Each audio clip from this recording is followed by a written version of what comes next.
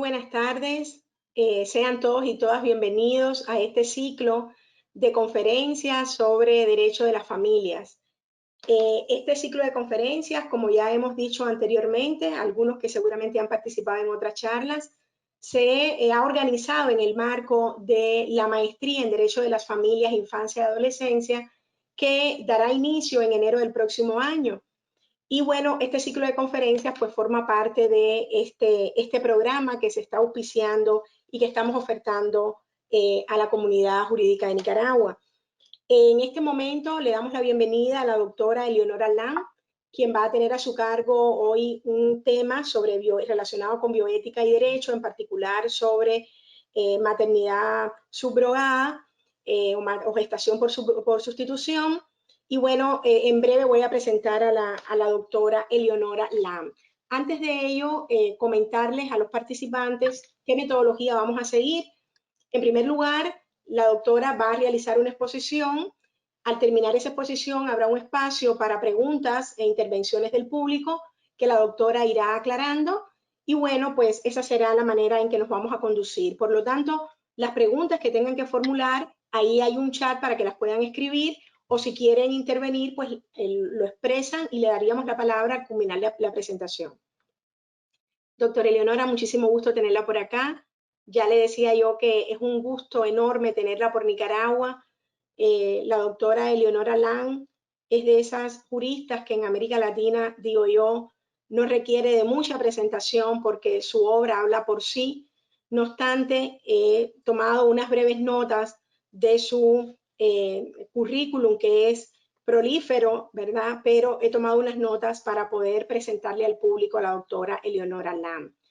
Decirles que es doctora en Derecho y que es máster en Bioética y Derecho por la Universidad de Barcelona, que es subdirectora de Derechos Humanos de la Suprema Corte de Justicia de Mendoza en Argentina, que es miembro de la Red de Bioética de la UNESCO, consultora del Programa de Formación Permanente en Bioética de la UNESCO, es coordinadora del Doctorado de Derecho de Familia de la Universidad de Mendoza, es directora de la Diplomatura en Perspectiva de Género y Bioética Aplicada de la Universidad de Champagnat, consultora de Bioética y Derecho de la Universidad Abierta de Cataluña, directora de la Diplomatura en Violencia de Géneros de la Universidad Nacional de Cuyo, miembro del Comité Nacional de Ética en la Ciencia y la Tecnología, miembro de la Academia Nacional de Derecho y Ciencias Sociales de Córdoba, coordinadora del Grupo sobre Final de la Vida del CONICET en Argentina, participó en la Comisión de Reforma al Código Civil y Comercial de la Nación de Argentina, ha sido convocada para intervenir en calidad de juez en el Tribunal Internacional de Monsanto, La Haya, Holanda, en los años 2016 y abril 2017.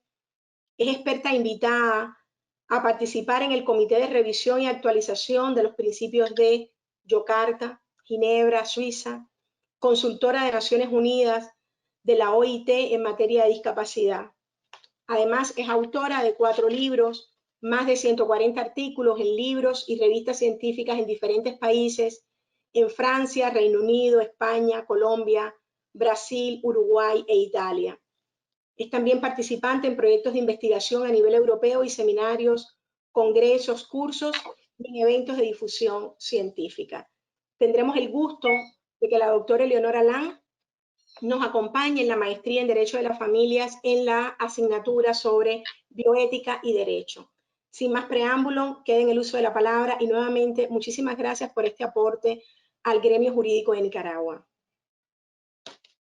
Bueno, muchas gracias, Nilia, y en tu nombre agradezco con mucho placer a la Facultad de Ciencias Jurídicas y Relaciones Internacionales de la Universidad Americana. Para mí es un placer estar acá, aunque no esté en Nicaragua, lamentablemente podemos hacer este tipo de intervenciones por estas vías. Muchas gracias de verdad por la invitación.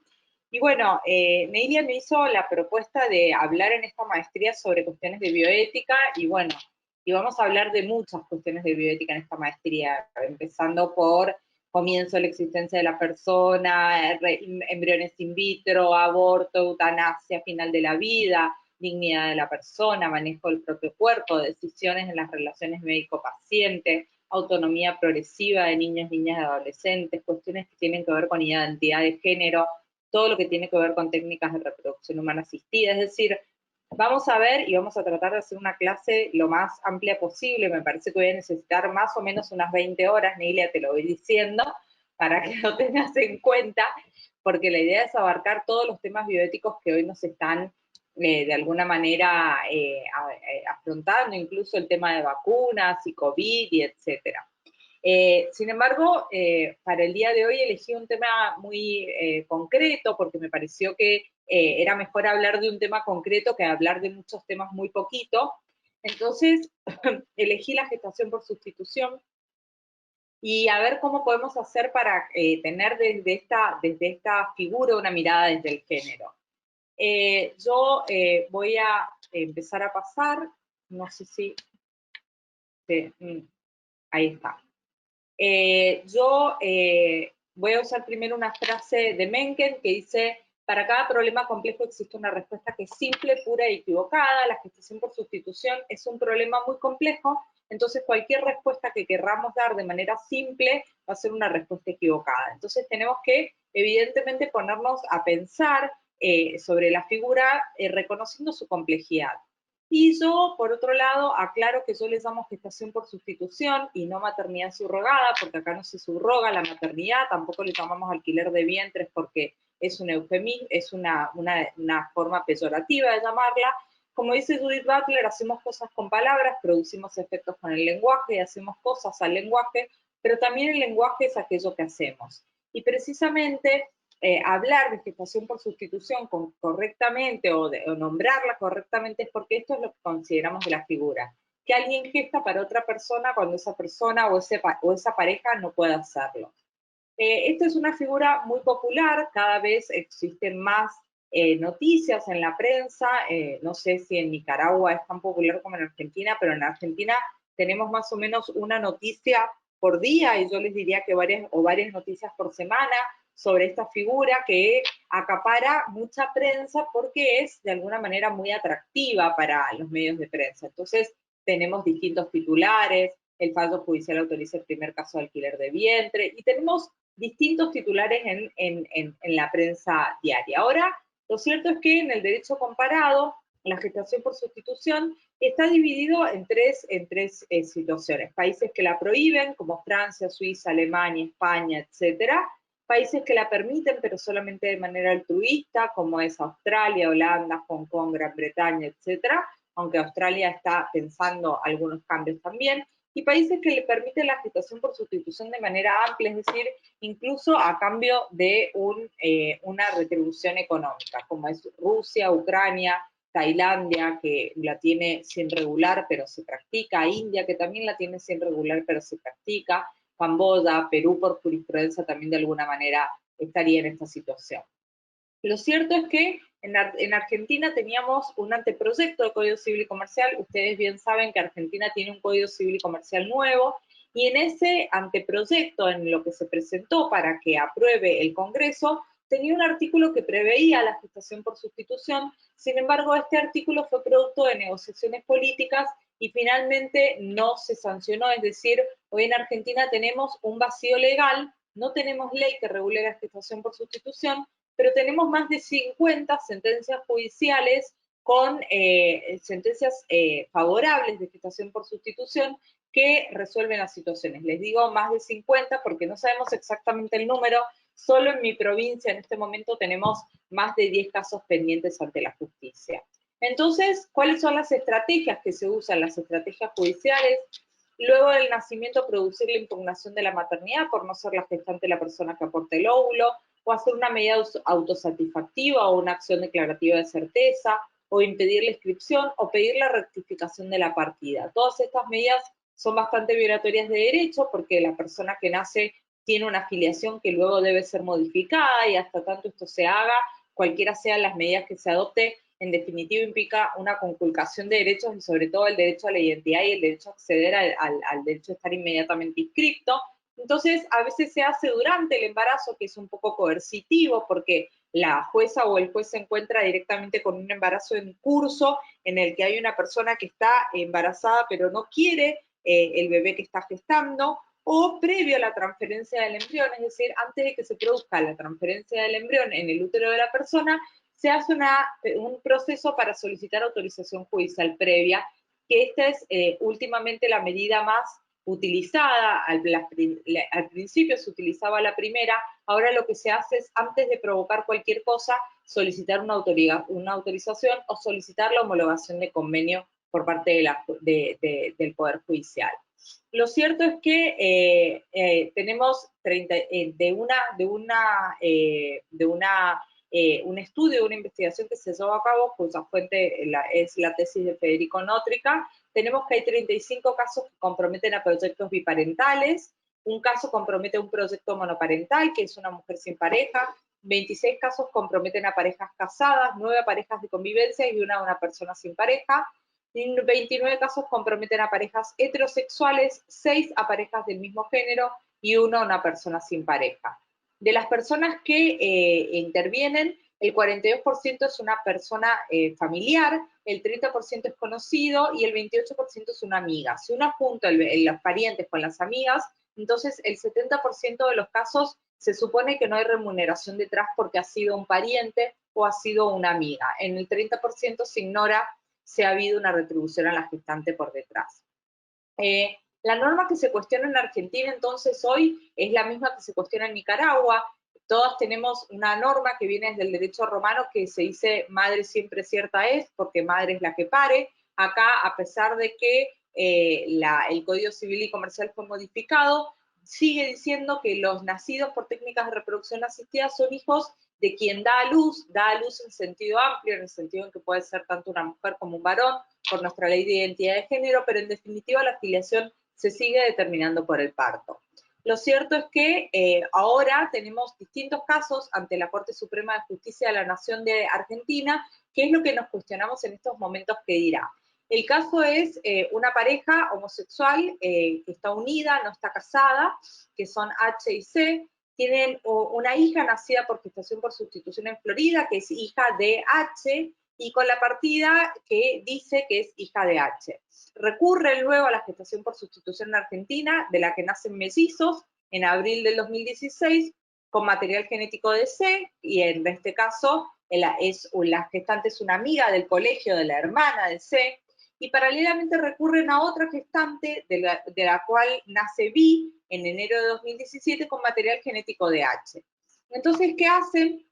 Solicitan respecto de la niña que había nacido en Estados Unidos y que solamente tenía partida a nombre de H, y respecto de los nacimientos de A y B, que han nacido de una gestante con el material genético de C, solicitan la inscripción y la adopción de integración por parte de C de la hija que es únicamente hija de H porque la había tenido antes de que iniciara pareja. Entonces promueve una solicitud judicial de inscripción de los nacimientos de los mellizos a favor de los dos padres con voluntad procreacional. Dice que la persona gestante llevó adelante la práctica mediante donación anónima.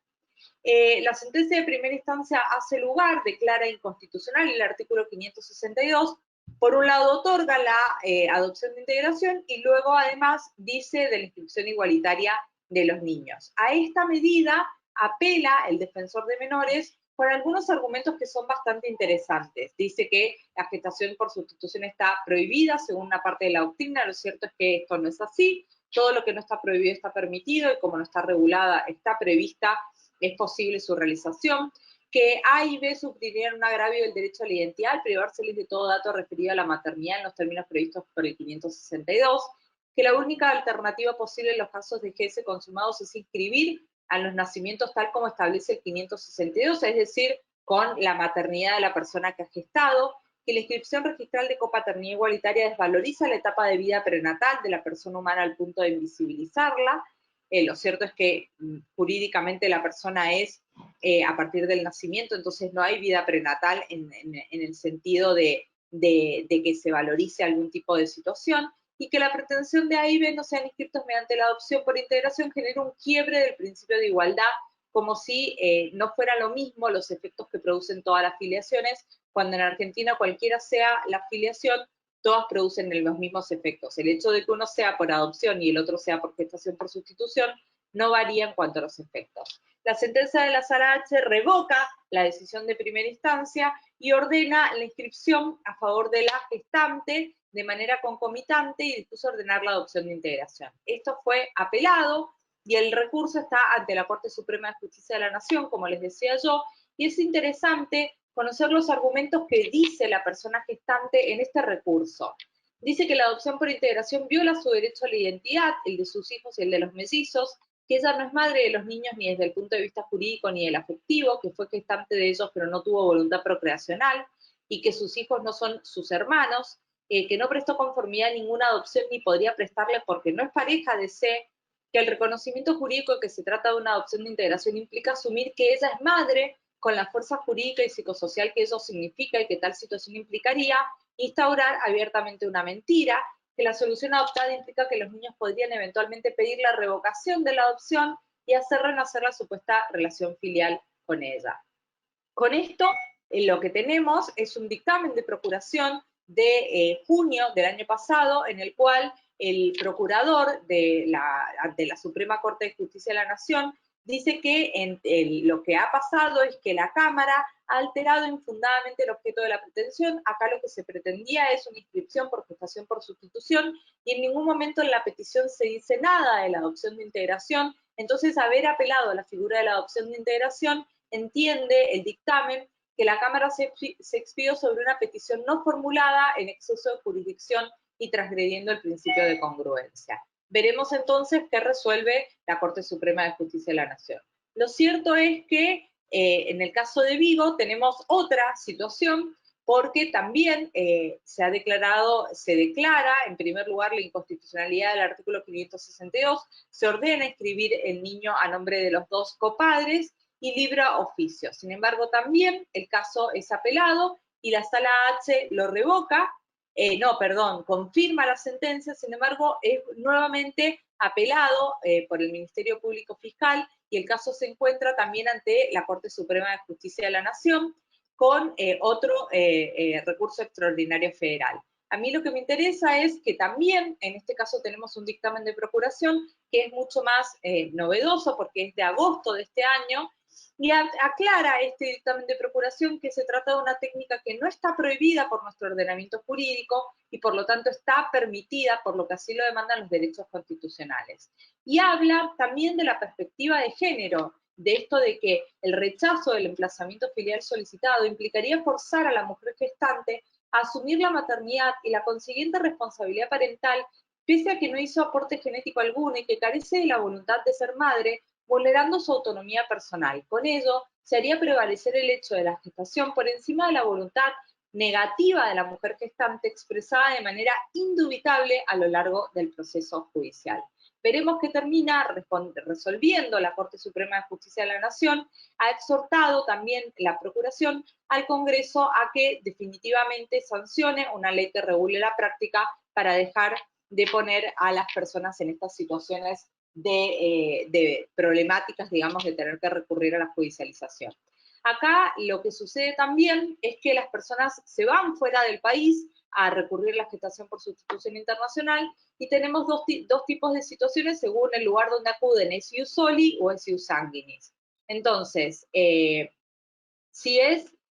tenemos por un lado una incapacidad de los comitentes y el niño de volver a su país debido a que no pueden obtener pasaporte o documento de viaje para el niño cuando el país es ius sanguinis, entonces como no pueden apelar a la nacionalidad del país donde han nacido porque es ius sanguinis y sería la nacionalidad de los comitentes y a su vez no se reconoce la afiliación de los comitentes, de esta manera no puede transferirle la nacionalidad, tenemos un niño apátride con filiación incierta y los comitentes se quedan atascados en ese estado y no pueden permanecer allí indefinidamente, y esto ha pasado muchas veces en la India o en Bélgica, países en los que se ha recurrido a la gestación por sustitución y luego no han tenido cómo salir de esos países con los niños. O incapacidad de los comitentes de regularizar la situación legal del niño. Esto es, por ejemplo, cuando nacen en Estados Unidos y tienen pasaporte americano, pasaporte norteamericano, pueden volver al país con los niños, sin embargo, el niño es residente en un estado en una situación irregular porque entra al estado nuevo como turista con el pasaporte norteamericano y esa situación hace que no se le reconozca a sus padres como sus padres legales con todas sus consecuencias prácticas. En esto el Tribunal Europeo de Derechos Humanos ya se ha expedido en numerosas sentencias, principalmente yo voy a decir las conclusiones y voy a decir lo que ha resuelto en el primero de los casos que se resolvió, que fue en el caso Meneson contra Francia, que ha dicho que un Estado puede prohibir, pero no puede no reconocer una filiación establecida en el extranjero por gestación por sustitución. Acá lo que se decía es que hay un respeto por la vida privada que se vincula con la esencia de la identidad, incluyendo su filiación, la cual se ha visto afectada de manera significativa porque la GS ha impedido absolutamente el establecimiento del vínculo de filiación con los comitentes, cuando en definitiva lo que había pasado es que el padre de estas niñas era el padre genético, aunque la madre no había aportado material genético. Entonces, sí se reconoció la filiación del varón, pero no se reconocía la filiación de la madre. Entonces, en esto, lo que sucedió fue que se hizo una opinión consultiva ante el Tribunal Europeo de Derechos Humanos, y es la primera vez que el Tribunal Europeo de Derechos Humanos emite una opinión consultiva sobre un tema. Esto fue de abril del año pasado y es muy interesante porque se le hace, en el caso Meneson, dos preguntas al Tribunal Europeo de Derechos Humanos. En primer lugar, se le pregunta si al negarse a inscribir en el registro de nacimientos, matrimonios y defunciones los detalles del certificado de nacimiento de un niño nacido en el extranjero como resultado de un acuerdo de GS, en la medida en que el certificado designa a la madre comitente como madre legítima, al tiempo que acepta la inscripción en la medida en que el certificado designa al padre comitente, que es el padre biológico del niño, el Estado parte se extralimita en su margen de discrecionalidad en virtud del artículo 8 del Convenio Europeo de Protección de los Derechos Humanos y las Libertades Fundamentales. Y a este respecto, sí debe hacerse una distinción dependiendo de si el niño ha sido concebido utilizando los óvulos de la madre comitente. La segunda pregunta que se le hace dice, en caso de respuesta afirmativa, cualquiera de las dos preguntas anteriores, la posibilidad de que la madre comitente adopte al hijo de su cónyuge, el padre biológico, como medio para establecer la relación jurídico materno-filial, si garantiza o no los requisitos del artículo 8 del convenio. Frente a esto, el tribunal dice que va a tener en cuenta dos cosas, el interés superior del niño y el margen de apreciación que siempre tiene. En cuanto al interés superior del niño, dice que los efectos de la falta de reconocimiento del derecho francés de la relación jurídica de filiación de los niños así concebidos y los padres comitentes no se limitan únicamente a los padres que han optado por un método particular de reproducción asistida prohibido por las autoridades. También afecta a sus propios niños, cuyo derecho al respeto de su vida privada se ve sustancialmente afectado. Aclara que esta falta de reconocimiento puede generar inseguridad jurídica, puede que se les niegue el acceso a la nacionalidad de la madre comitente que garantiza la relación jurídica paterno-filial, puede resultarles difícil permanecer en el país, puede ser menoscabarse el derecho a heredar, la relación corre peligro si los padres comitentes se separan, etcétera. Es decir, la falta de reconocimiento del vínculo filial sí afecta al interés superior de esos niños o esas niñas. El tribunal considera que la imposibilidad general y absoluta de obtener el reconocimiento de la relación entre un niño nacido por medio de gestación por sustitución celebrada en el extranjero y la madre comitente es incompatible con el interés superior del niño. En cuanto a la segunda, en cuanto al margen de apreciación, dice que bueno, que en el derecho comparado hay distintas soluciones, que no puede esto de que se deja librado, pero no obstante establece un límite en cuanto al margen de apreciación. Y dice que teniendo en cuenta las exigencias del interés superior del niño, el reducido margen de apreciación, perdón, lo que pasa es que no lo estoy pudiendo controlar muy bien, perdón, se me va a volver para atrás. El tribunal opina que una situación como la mencionada, es que va un poco lento esto, y se me va. Dice que requiere que la legislación nacional prevea la posibilidad de reconocer una relación jurídica paterno-filial con la madre comitente, designada en el extranjero como la madre legítima. Entonces, no sé por qué va tan lento esto. Sí. En cuanto a la adopción, si se puede acelerar un poco para que cuando cambie, efectivamente cambie. Dice que no existe consenso en Europa, por consiguiente el tribunal considera que la elección de los medios para permitir el reconocimiento de la relación jurídica entre la persona menor de edad y los progenitores se encuentra dentro del margen de apreciación de los estados. Sin embargo, lo que sí dice es que puede ser la adopción cuando las decisiones que lo regulen sean adecuadas y siempre que se realice dentro de un marco muy limitado de tiempo, que no transcurra tiempo desde que se produce hasta que efectivamente se traduce en la adopción, lo cual es bastante problemático porque abre una puerta bastante grande. Dice, en resumen, dado el margen de apreciación, las alternativas al registro, en particular de adopción por parte de la madre comitente, pueden considerarse aceptables en la medida en que el procedimiento establecido garantice que pueda aplicarse con prontitud y eficacia de conformidad al interés superior del niño. Este es otro caso que voy a pasar un poco más rápido porque se me está yendo un poco el tiempo. Este es otro caso Paradiso y Campanelli, que también lo vamos a ver cuando tengamos la materia. Esta es la Corte Interamericana de Derechos Humanos, que en esta decisión de caso Gómez Murillo y otros contra Costa Rica, ha dicho que hay que comenzar una discusión amplia y participativa acerca de la maternidad por subrogación. Es decir, recomienda empezar a debatir. Esta es la Convención de la Haya, Derecho Internacional Privado, que está trabajando en un convenio internacional de gestación por sustitución para avanzar en el tema. Ahora, a mí me interesa pensar los argumentos desde el feminismo, ¿no? Judith Butler dice, nosotros feministas siempre exclusivamente una construcción fantasmática que tiene sus objetivos pero que rechaza la complejidad interna y la imprecisión del término y se crea solo a través de la exclusión de alguna parte del grupo al que el mismo siempre intenta representar. Con esto quiero decir que la postura que yo vengo a establecer respecto del feminismo en materia de gestación por sustitución es mi postura, pero hay otras posturas que también reconozco y que también tienen sus argumentos. Entonces, lo que digo no es una verdad absoluta, simplemente la postura que yo entiendo desde el feminismo más emancipador que corresponde adoptar respecto a la gestación por sustitución. ¿Por qué? Por distintos argumentos. En primer lugar, porque nos permite una desbiologización de los destinos. Gestar y criar un niño son dos actividades humanas diferentes. El hecho de que una persona geste no necesariamente significa que lo tenga que criar. Y separar la gestación del rol materno es una liberación respecto a las mujeres que siempre han entendido que la gestación es sinónimo de cuidado y sinónimo de ejercicio de una determinada maternidad.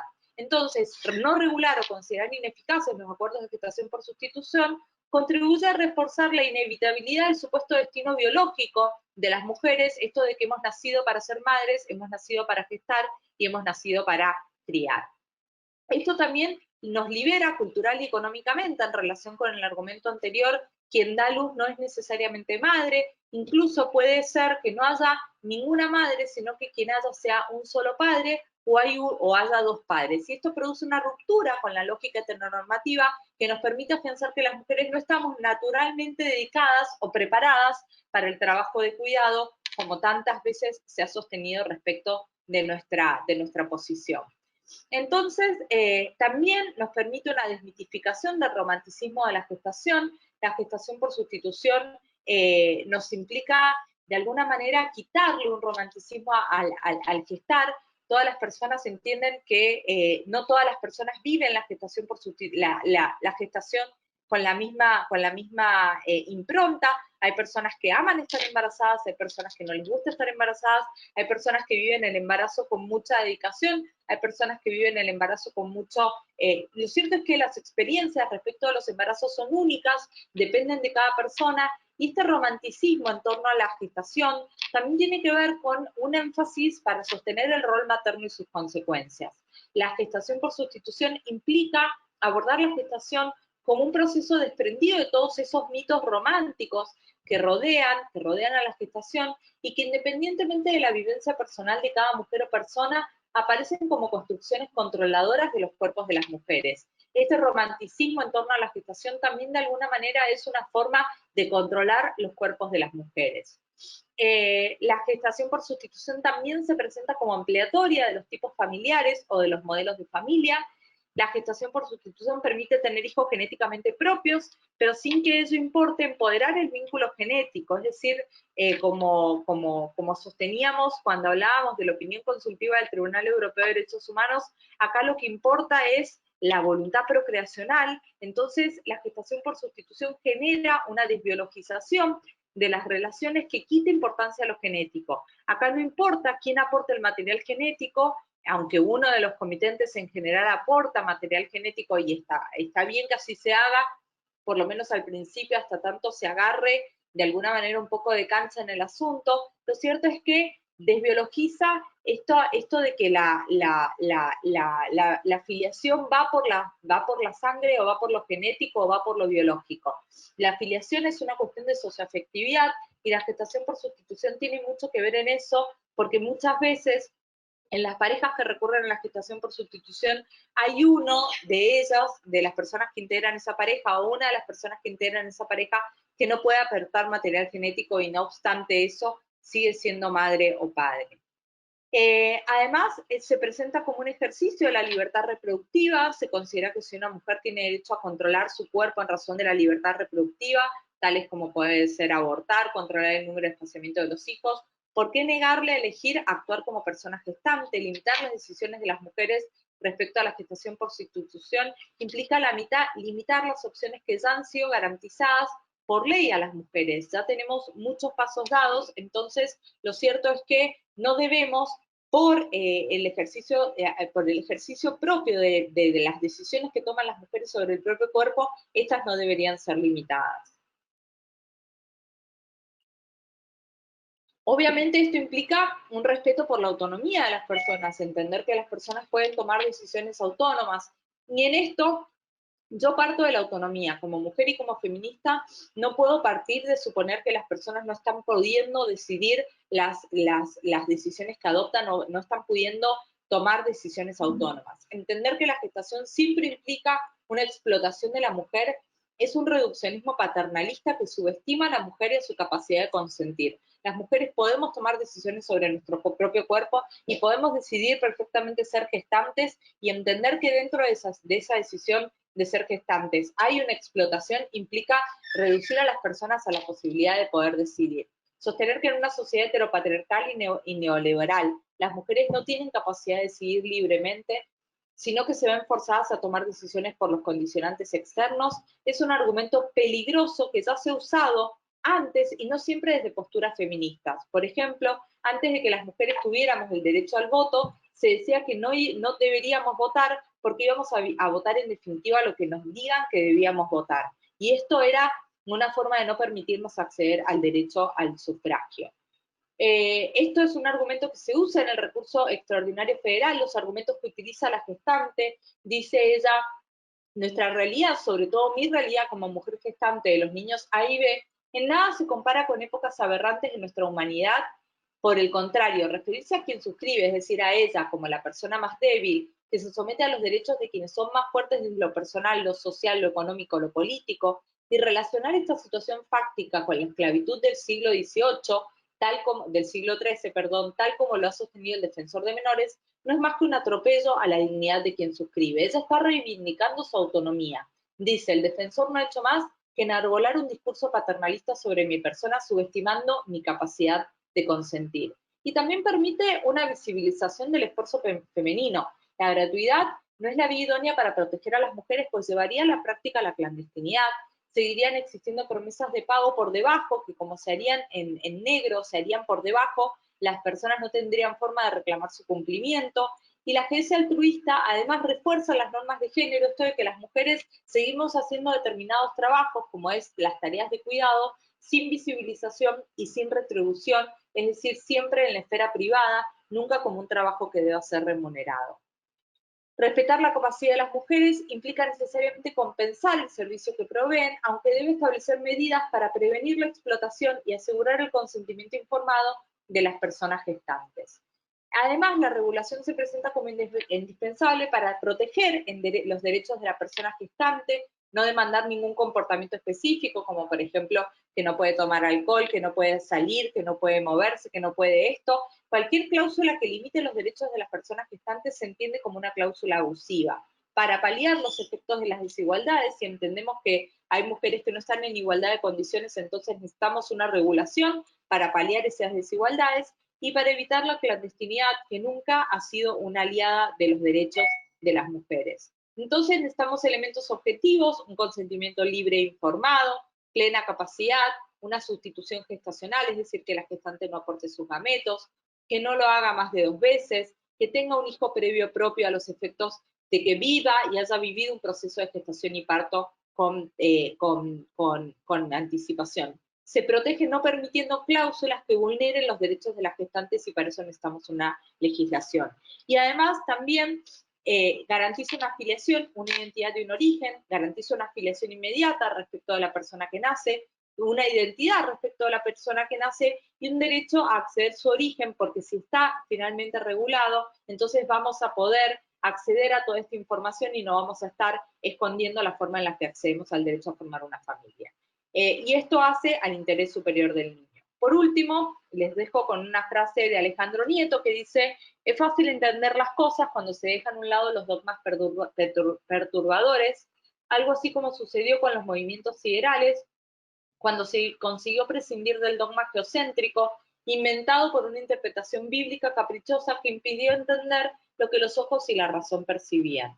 La gestación por sustitución es una práctica muy frecuente en toda Latinoamérica, tiene lugar en todos los países en los que habitamos, se realiza de manera más frecuente de lo que creemos, con prácticas clandestinas y con prácticas inseguras e ilegales. Entonces, creemos que lo que necesitamos es una legislación que regularice este tipo de situaciones, sobre todo porque esto protege a la persona que está gestando y protege a la persona que va a nacer como consecuencia de esta práctica. Bueno, he llegado al fin de mi presentación. Espero no haber hablado muy rápido. No, muy bien, excelente. No hemos perdido el hilo ni un segundo, ¿verdad? Bueno, pues hay un espacio para que alguno de los participantes pueda realizar alguna pregunta. Lo estoy aquí observando. No sé si alguien quiere alguna pregunta. Voy a dar un tiempo. Sí, en lo que esperamos a ver si hay alguna pregunta del público. Comentarte, Eleonora, que esto es un tema muy novedoso para nosotros en el país. Es un tema del que se escribe poco, del que hemos escrito poco, de hecho casi nada.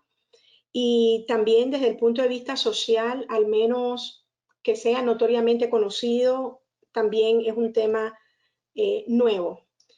Sin embargo, sabemos que es un tema que se está discutiendo muchísimo en general en la comunidad regional, un tema tanto en Europa como en otros países de América Latina.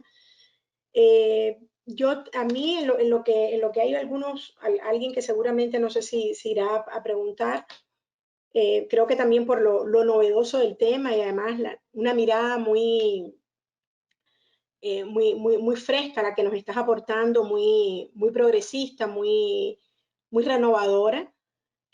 Bueno, pues hay que ir metabolizando algunos temas, definitivamente. Yo tenía unas preguntas para acá, pero en la medida en que fuiste presentando, pues me quedaron claras. Una de las preguntas era, solamente las voy a puntualizar un poco porque además este video después se graba. Una de las preguntas era que más allá de la norma, ¿cuáles eran los pilares teóricos en los cuales se funda la gestación por sustitución? Y eso al final lo abordaste, ¿verdad? Ya en el final de la presentación, por lo tanto, porque yo siento que muchas veces el debate está en la parte normativa, de si está permitido o no está permitido, pero conocer cuáles pueden ser los argumentos teóricos que lo justifican. Y en temas de derechos subjetivos, tanto de la mujer como de interés del niño y demás. Y eso lo has presentado. La otra pregunta que a mí me suscitaba la intervención es que si quisiéramos ya regular o si se quisiera regular una gestación por sustitución en regla de mínimos, ¿cuáles debían ser las normas a respetar? Y una de ellas me cuestionaba yo el tema de la gratuidad o la onerosidad, pero también lo has explicado al final con una mirada diferentísima. Confieso que no la había visto jamás así. Pero sí era interesante conocer cuáles deberían ser esas reglas de mínimos que deberían ser respetadas al momento de establecer una regulación legal de este tipo. Y la tercera, es así, todavía te pediría tu observación y es lo siguiente. Y no está tan relacionado con la gestación por sustitución, pero sí. ¿A qué me refiero? Se han mencionado elementos como la desbiologización de los destinos, como que la afiliación es una cuestión socioafectiva, el tema de la voluntad procreacional. Y esos tres elementos que se han abordado en ocasión de la gestación por sustitución, a mí también me conectan con una realidad muy concreta que estamos teniendo en Nicaragua. Sí, muy difundida esta, pero ¿cómo está conectada? Por el tema de la voluntad procreacional. Y mi pregunta iba en este sentido. ¿Pudiéramos decir, o sería correcto sostener, a tu juicio, que esa voluntad procreacional en alguna circunstancia debería tener determinados contornos? Y termino para ubicarte en qué es lo que anda dando vuelta en mi cabeza. Los temas de los reconocimientos filiales de complacencia. Aquellas personas que están con una pareja, no tienen, el hijo es de la mamá, en ocasión de la relación de pareja, deciden darle el apellido al niño y cuando se separa, cuando se termina la relación de pareja, pretenden que el apellido del niño pues ya no sea ese. ¿Ok? Ese es el escenario. ¿Por qué lo tengo conectado con esto? Porque siento que el elemento común denominador es el tema de la voluntad procreacional. Y que aunque efectivamente la voluntad procreacional, conocemos que hay otras maneras de filiación que no solamente están ancladas en lo biológico y que efectivamente es una construcción socioafectiva, la paternidad y la filiación, pero la pregunta es, y algo que a mí constantemente está en mi mente, ¿cuáles son los límites de esa voluntad procreacional? ¿Cuáles son los? Debería tener contorno, porque en este caso en particular yo estoy clara que la respuesta tampoco es simple, que hay muchos elementos que confluyen, pero me hizo clic y lo conecté. Lo conecté porque efectivamente estamos también en un supuesto donde lo biológico, hay posiciones, como sabes, a favor y en contra. Hay quienes mantienen el apellido del niño y hay quienes quitan el apellido. Por lo menos en nuestro contexto las posiciones son pendulares. Y en el caso español también. De hecho, hay una sentencia paradigmática del año 2016 del Tribunal Supremo Español que hay un antes y un después en materia de reconocimiento de complacencia. Pero me hizo clic por el tema de lo no biológico, por el tema de la socioafectividad. Y me cuestiono y digo, bueno, al final del día pudiéramos pensar en que es viable porque estamos hablando de una relación filiatoria que efectivamente se sustenta en la socioafectividad, en cuyo caso sería admisible, sería permitible, cuál debería ser la reacción de la norma ante un caso de este tipo. Y bueno, eh, lo relacioné cuando comentaste y tal vez si tuvieras la amabilidad de comentarme tu parecer al respecto y después tenemos otra pregunta. Mira, Las hago nosotros cuando nosotros sancionamos el Código Civil y Comercial, cuando nosotros lo planificamos, al incorporar las técnicas de reproducción humana asistida y al incorporar expresamente la voluntad procreacional, porque esta es la fuente, la causa fuente de la afiliación por técnicas de reproducción humana asistida, previmos que el reconocimiento es siempre biológico. El reconocimiento requiere aporte biológico y el reconocimiento complaciente es una vulneración de derechos. Lo que corresponde en estos casos es una adopción de integración. Entonces, el reconocimiento siempre tiene que tener un vínculo biológico. No, nosotras distinguimos esto de las causas fuentes de la afiliación. La voluntad procreacional solamente existe en los casos de técnicas de reproducción humana asistida. No existen los casos de filiación por biología, es decir, la filiación por naturaleza. En esos casos, la filiación por naturaleza, lo que determina la filiación es la biología. Ahora bien, la biología ha perdido determinada importancia también en nuestra legislación y también en nuestro país sobre la base del interés superior del niño, porque, vamos a poner un ejemplo, descartamos los reconocimientos complacientes que entendemos que vulneran derechos, pero pongamos el ejemplo más claro. Yo hoy estoy con una hija que tiene 2 años, me pongo en pareja, esa pareja viene y reconoce a mi hija como si fuera propia. Eso es una vulneración de derechos que ya sabemos que existe. Ahora, a los 18 años de mi hija se entera que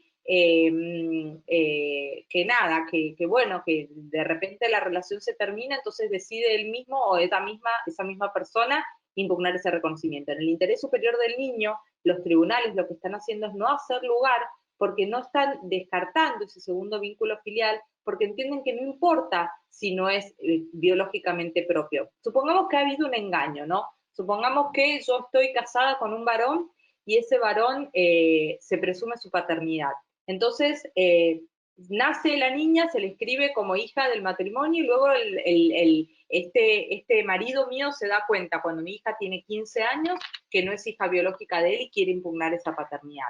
puede que la judicatura, los jueces o las juezas no hagan lugar esa impugnación de paternidad porque entienden que lo mejor para esta niña es tener doble vínculo, que ya se siente identificada con esta identidad, que ya se ha desarrollado con esa identidad. Entonces no siempre, aunque la filiación por naturaleza corra detrás de la biología, no siempre se hace lugar a la biología como principio absoluto.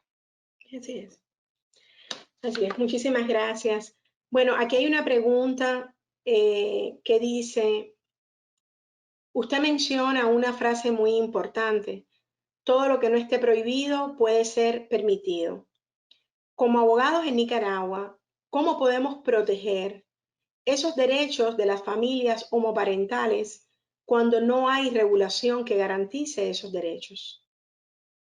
Bueno, porque ustedes también tienen un marco internacional y de hecho en familias homoparentales la Corte Interamericana de Derechos Humanos tiene el famoso fallo Atala Rijo contra Chile que es aplicable en todos los países que integran el sistema interamericano. Nicaragua es parte del sistema interamericano.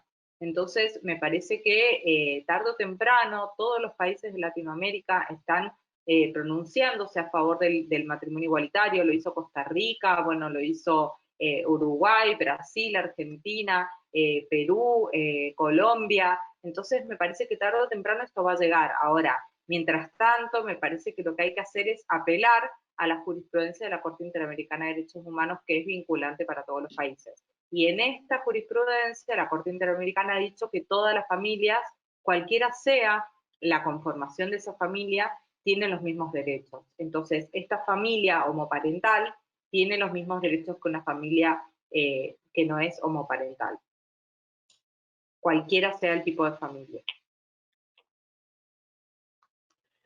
Muy bien, muchas gracias.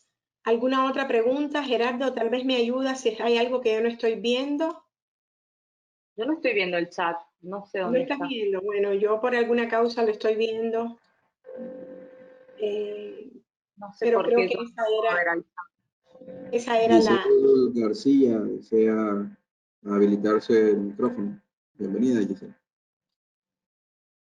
¿Perdón?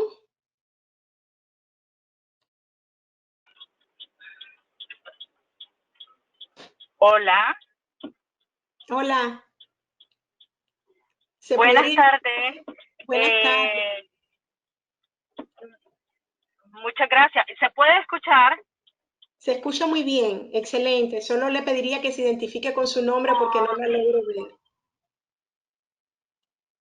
Ay, lo siento, lo que pasa es que estoy conectada por otro dispositivo por una situación de emergencia, pero he disfrutado muchísimo. Perdón, mi nombre es Giselle García Gaitán. La invitación me la extendió la doctora María José Arauz, muy agradecida. Y también pues a la doctora Neila la conozco de la Universidad Centroamericana.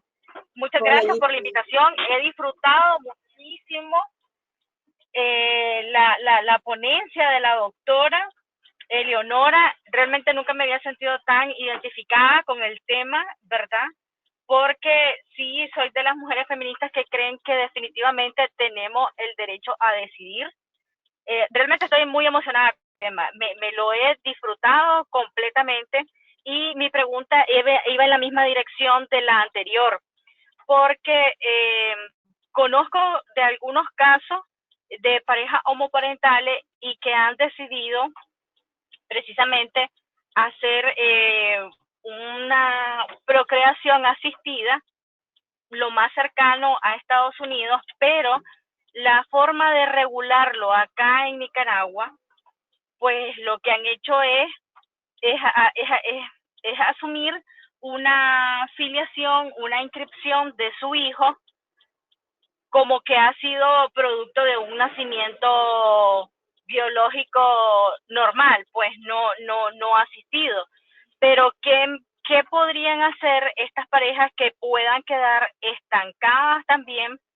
Pues porque este tipo de vínculo no está reconocido. Entonces, ¿qué es lo que pasa? Que los niños quedan inscritos solo con el nombre de una de los padres o madres, pues en este caso. A mí me parece que se tienen que comenzar a hacer casos de litigio estratégico. En la medida en que no cambie la legislación, entonces esto se tiene que llevar a los tribunales y exigir la inscripción a nombre de las dos personas, y que termine resolviendo el Tribunal Superior y que siente jurisprudencia. Me parece que sería muy interesante porque es muy peligroso y sobre todo es muy contrario al interés superior del niño que esté inscrito a nombre de uno, sobre todo si esa persona se muere. ¿Qué pasa con ese niño? Queda en definitiva huérfano o huérfana porque no se ha podido inscribir a nombre de los dos progenitores. Entonces me parece que, atento a que la legislación no avanza y no hay, parece, indicios de que vaya a avanzar, por lo menos en el corto plazo, me parece que los abogados y las abogadas de Nicaragua tienen que empezar a plantear casos de litigio estratégico para que estos casos lleguen a conocimiento de los máximos tribunales y sienten jurisprudencia. Eso es lo que se ha hecho en otros países, además, también. Correcto. Hay otra Damos pregunta. la bienvenida, doctores, a de... Edwin Argüello. Bienvenido, Edwin. Perfecto, gracias, Gerardo. Buenas tardes, doctora Eleonora y doctora Nayli. Le habla Edwin Argüello. Vivo en un pequeño pueblo de Nicaragua y mi pregunta es en cuanto al reconocimiento de un hijo cuando no existe ese vínculo filial consanguíneo. Nuestro sistema legal establece dos tipos de filiación: la consanguínea y la adopción, que se vuelve igual que la consanguínea una vez agotado todo el procedimiento administrativo o vía judicial. En este sentido, se me plantea la siguiente interrogante. Dos personas adultas mayores de edad capaces comparecen ante un notario público sin existir vínculo de consanguinidad y se produce un reconocimiento. Van al registro del estado civil de las personas de la alcaldía de su localidad y lo inscriben. Al respecto, el mismo Código de Familia establece la impugnación de la paternidad por parte de los herederos y establece un tiempo de caducidad que son 60 días bien desde el fallecimiento o 60 días contados a partir de que se tome posesión de la herencia o se ha declarado heredero. En este caso hablaríamos entonces de impugnación de paternidad por la vía inexistente de la consanguinidad. Y me gustaría saber qué opinión les merece a ustedes. Muchísimas gracias por permitirme participar. Excelente ponencia. A mí me parece que depende, ¿no? O sea, porque también ese reconocimiento complaciente puede haber generado, aunque fue ilícito en su inicio, puede luego haber generado vínculos. Entonces, supongamos, hay un reconocimiento complaciente con una persona que ha tenido esta identidad, y esto me parece que depende del caso concreto, ¿no? Pero supongamos que es un niño que ha sido reconocido de manera complaciente, que ha tenido toda la vida este padre, que ha disfrutado de este apellido, de esta... y luego resulta que los herederos quieren correrlo de la sucesión sobre la base de un acto que en definitiva él no ha tenido participación ni ha sido culpable, ¿no? Entonces me parece que también hay que pensar en el interés superior de este niño, hasta qué punto, si vamos a ponernos tan biologicistas o si vamos a pensar en un interés superior del niño de manera integral, ¿no? O sea, independientemente de que el acto haya sido ilícito en el momento, yo, como les digo, yo no, y como dije recién, yo no estoy a favor del reconocimiento complaciente. Yo entiendo que eso es una vulneración del derecho, pero me parece que no hay que volverse biologicista en extremo, sino que hay que tener en cuenta todas las circunstancias de la situación y ver hasta qué punto lo que se decide es contrario o no al interés superior de ese niño o de esa niña. Sí, yo solamente quisiera agregar algo. Como te decía, Leonora, eso es un asunto que se está dando mucho en el país.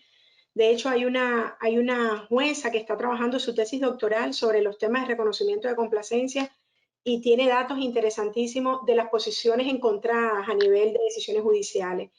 Te encuentras de un lado y del otro. Y en particular, hasta donde conozco que se ha avanzado, sé que Colombia tiene una situación bastante parecida a la nuestra en cuanto a cantidad de casos y la misma discusión a nivel de juzgado, y también en España. Eso que les comentaba, esa sentencia del año 2016 que marcó el antes y el después, al punto de que hay notarios que están diciendo, al final la sentencia lo que le dice al notario, aunque a ti te quede claro que no hay una relación biológica, no te puedes eximir de la escritura. Y justamente los notarios lo que están diciendo es, pues yo no voy a hacer ese tipo de escritura. Pero la sentencia un poco que marca diciendo de que habría que dar lugar a la escritura, aunque te conste que no hay una relación biológica. Y ahí se ha desatado todo el debate. Entonces, lo que pasa efectivamente, como decía el colega, Lo que pasa acá es que en el peor de los casos, la misma persona que reconoce, al terminar la relación de pareja, impugna el reconocimiento. Y bueno, pues ahí, desde el punto de vista teórico, que si es un tema de abuso de derecho, que si es ir contra los actos propios, que si es un acto nulo, que si no, y esa discusión está. Pero efectivamente yo coincido que al menos lo tenemos declarado como, al menos en nuestro código de la afiliación, está declarada como que nace o por la realidad biológica o ir a un proceso de adopción. Lo que pasa es que han encontrado, como efectivamente la norma tiene la posibilidad, doctor, usted, el que intervino, tiene la posibilidad de permitir ese tipo de escritura y realmente se hacen en la práctica, incluso a veces se utiliza la figura de la reposición de la partida de nacimiento y ahí es donde, dicho en buen español, bueno, no lo voy a decir tan coloquial, pero o lo digo, se traba el paraguas, porque hay que entrar a analizar, como dice Leonor, y yo coincido 1000% en el tema del interés superior, porque no es lo mismo pensarnos en un niño de 8 meses de nacido que no ha generado socialmente ninguna identidad y demás, a un niño, a un joven a lo mejor de 15, 16 años, que toda la vida le han dicho Roberto Pérez y de pronto ahora pues no será Pérez, será ahora González. Entonces, al final del día, en el mejor de los casos, lo que se está haciendo a nivel de decisiones judiciales es que el análisis se centra en el interés superior del menor. ¿Qué es lo que más le beneficia en este caso al interés superior del menor? Pero estoy clara que hay posiciones de uno y otro lado para pensarla. Y en ese proceso todavía, yo por lo menos me encuentro en ese proceso de pensarlo, ¿no? ¿Cuál deberían ser unos mínimos, ¿no? Porque lo cierto es que es un problema que tenemos muy real en el país y que alguna solución habrá que ofrecer con algún nivel de fundamentación, más que el que tenemos ahorita, porque hay un gran vacío normativo. Pero se conecta mucho con, con el tema, por eso me imagino que otros colegas también pensaron, porque claro, es un tema que tiene de alguna manera alguna relación con el tema que traes y que estás exponiendo. Sí, es que, discúlpeme, ¿verdad? El tema que pone la doctora Leonora es interesante porque usted sabe, doctora Neile, de que nuestro sistema legal no reconoce las relaciones monoparentales. Estamos en ese dilema. La costumbre y el uso de los habitantes nicaragüenses sí existe. Encontramos dos damas que decidieron hacer su vida juntos, dos varones que decidieron, pero no hemos llegado al punto. Habría que reformar la constitución política para poder permitir el matrimonio monoparental o entre dos personas del mismo sexo. Entonces, en este caso, yo comparto el criterio de la doctora Eleonora. Hay que ver el interés superior del niño, pero este es un caso particular en el que un señor de 40 años reconoce a una persona de 25 años como hijo suyo, no habiendo el vínculo biológico. Entonces, es diferente. Aquí no se podría aplicar el interés superior del niño porque estamos hablando de dos personas adultas. Entonces, sí, debería de coincidir la realidad biológica con la realidad jurídica y la inexistencia de ese vínculo. Partiendo de lo que dice la doctora, pues que nuestro sistema en materia de familia solo establece pues lo que es la filiación por vínculo biológico y la filiación por vínculo de adopción.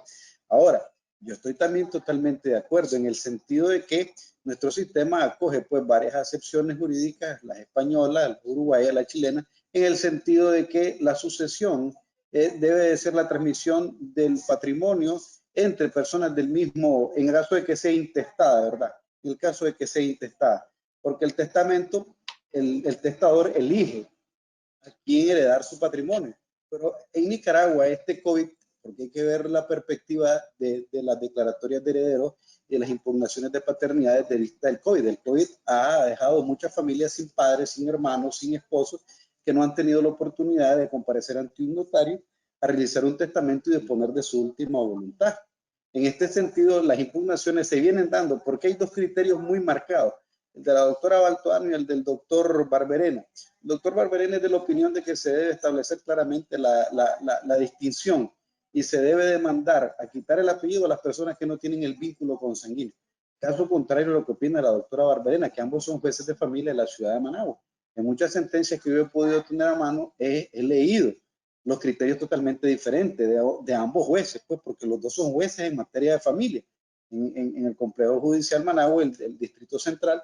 Entonces, en este sentido, es debatible como dice la doctora, estamos en eso, estamos en un proceso de formación de los criterios que nos van a determinar el día de mañana qué es lo que va a suceder con este tipo de reconocimiento, porque es que no solo se producen reconocimientos, como decía la doctora, a través de la reposición de acta de nacimiento, sino que también se producen en fraude a la ley en el sentido de que personas quieren reconocer a sus nietos como hijos para poderlos incluir en el seguro social y producir un fraude al seguro social.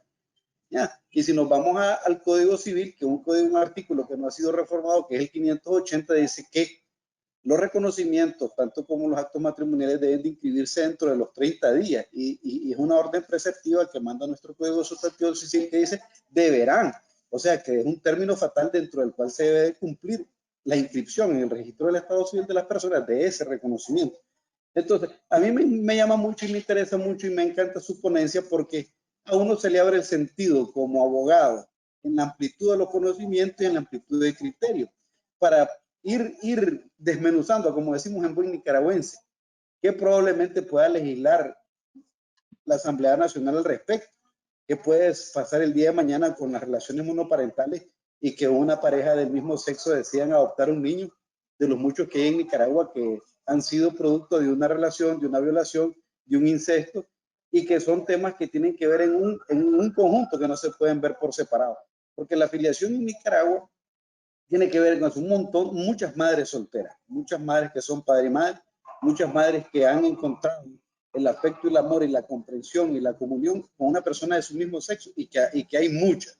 Lo que pasa es que la mente del nicaragüense es un poco cerrada a ese tipo de temas, son temas tabú.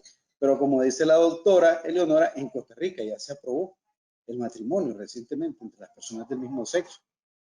Se aprobó la adopción, aunque hay otros jueces dentro del mismo sistema costarricense que no son de la opinión de que dos personas del mismo sexo adopten a un menor de edad. Pero muy interesante el tema, muchas gracias por su respuesta y muchas gracias por oírme también, muy amable, gracias.